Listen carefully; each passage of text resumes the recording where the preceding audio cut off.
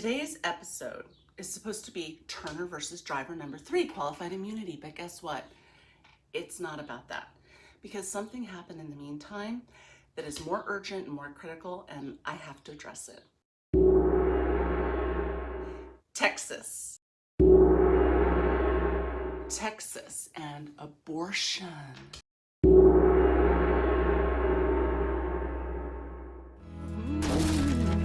She fought for what she believed in.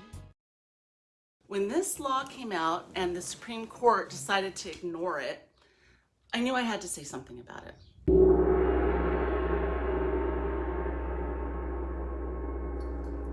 I knew when Texas passed that law that I'd be doing a video about abortion, even though my channel really is about First and Fourth Amendment law and constitutional policing. You gotta let me do my video. Initially, I thought I would do a video whose headline says, "I will aid and abet your abortion."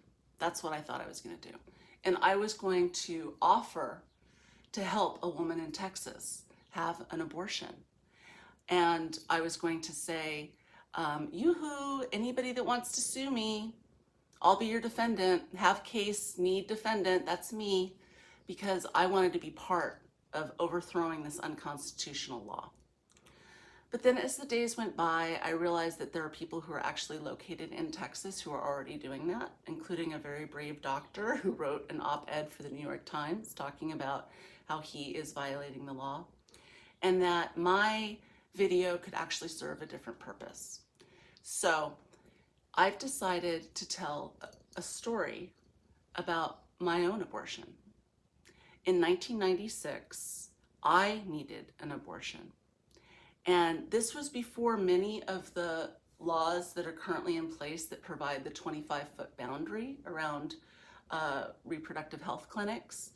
So when my boyfriend and I drove to the clinic, which by the way was about a 45-minute drive, because that's how far we had to go to find a clinic that would do it, our access to the parking lot was blocked. There were probably 50, maybe 60, 70 protesters screaming, holding signs, huge blown up pictures from Kinko's that show an aborted fetus, etc. All of the scare tactics. Very intimidating, I have to say, even for someone who's a feminist, who was a women's studies student, who knew about all of the threats to women's reproductive health. And all of the attempts. Ow, don't use me as a launching pad. We've talked about this before. You have to retract the claws. Damn, that hurt.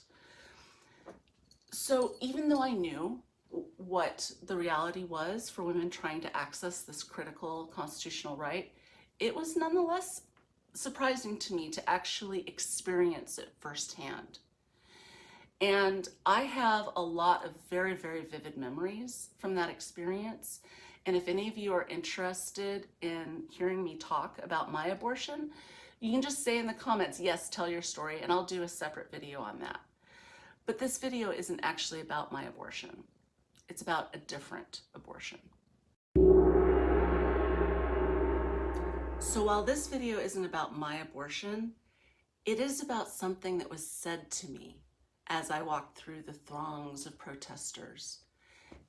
There was a woman who screamed at the top of her lungs, "What if your mother had had an abortion?"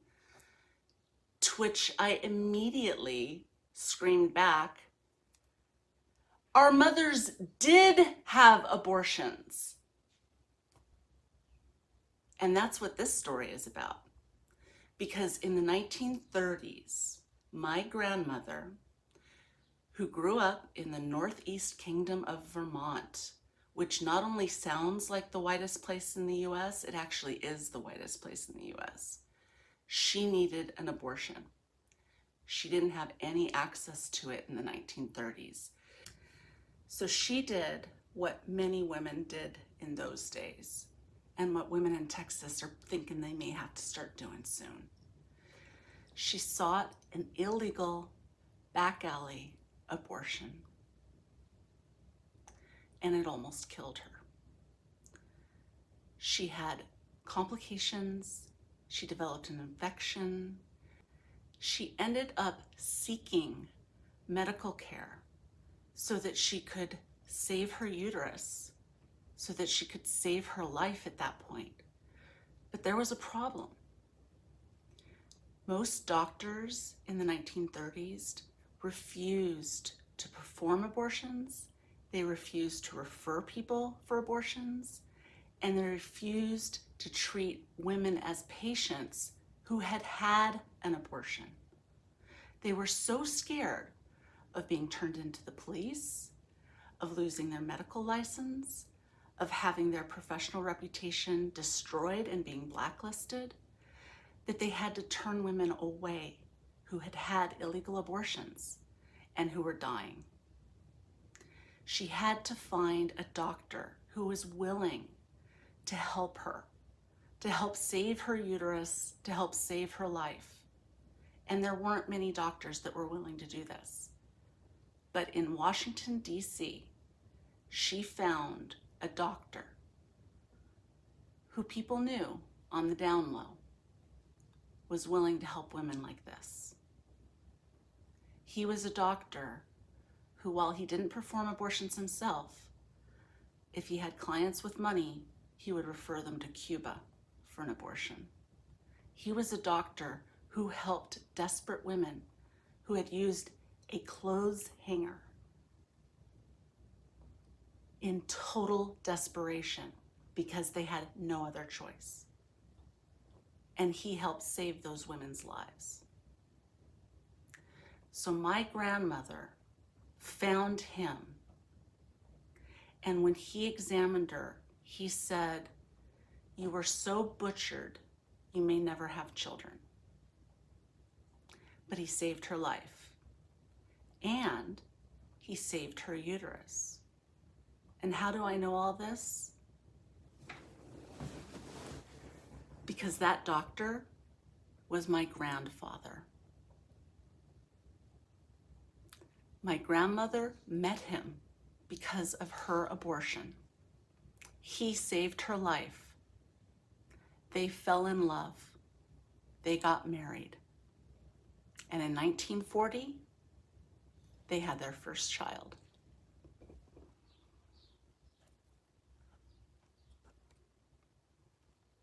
This is my grandmother in 1940.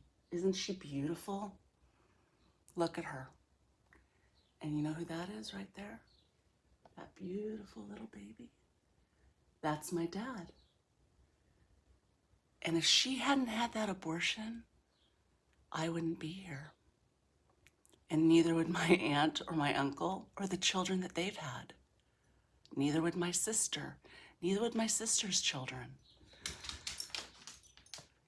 That woman had an abortion. She met her husband. They had children. My dad had me. I'm here because of her abortion. So that's what I'd say to that protester. Was I no woman in this life? Short upon the earth now was her time.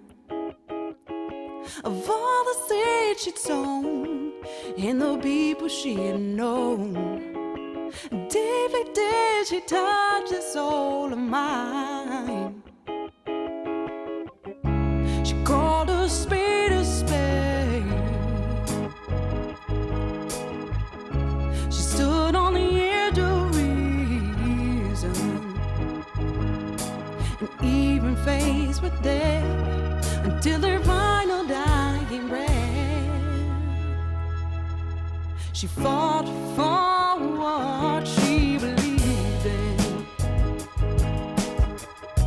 Humble words cannot describe. Outside the norm, but not alone. No simple box it could prescribe.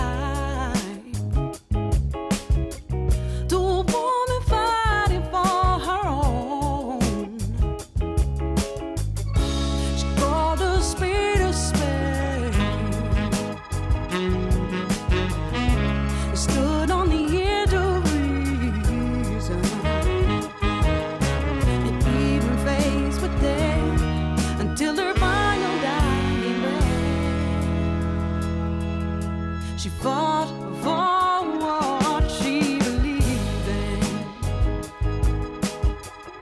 There comes a day in the life of every warrior, yeah. They must fight a battle that is bigger than themselves. Right next to her heartbeat was a key to her defeat.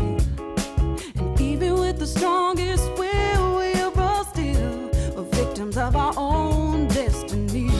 She called a spade a spade. Stood on the edge of reason, and even faced with death until her final dying breath.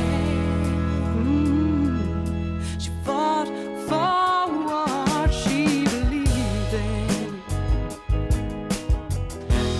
giving life's last chance.